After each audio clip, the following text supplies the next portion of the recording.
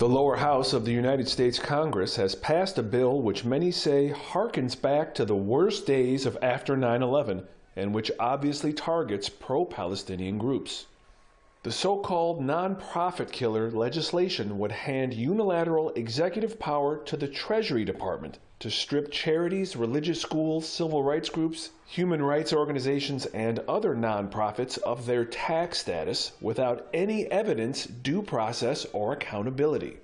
The only accusation required is that a nonprofit supports so-called terrorism, something many Democrat and Republican congresspeople regularly accuse of Palestine supporters. Both, honestly, this administration and the incoming have made it very clear that they do not actually consider human rights organizing for sovereignty and freedom to be something that's acceptable to them. So it is really dangerous for people who are supporting Palestinian rights and standing in solidarity against the genocide right now. The broadly written bill has many warning the incoming administration of Donald Trump could weaponize this power against any nonprofit organization it dislikes or sees as a political foe. It's basically their way of killing any movement that is in support of human rights and opposition to the genocide and in support of Palestinian liberation.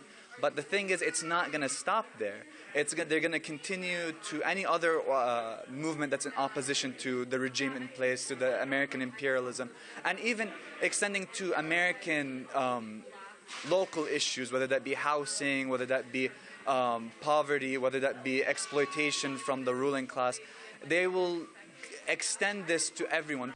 Even during the current Democrat-led government, there have been widespread crackdowns on the nationwide movement against the U.S.-Israeli genocide in Gaza, which has been the nation's second most important protest movement since the Vietnam War. Targeting is already happening. There's already investigations into organizations that do pro-Palestine advocacy, and not just the organizations and the nonprofits, but their fiscal sponsors as well.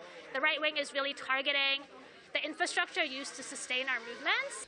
The legislation may stall in the upper house, but it is expected to pass when Republicans take total control of Congress and the White House in January. Ever since 9/11, Muslim Americans have served as the nation's so-called canary in a coal mine.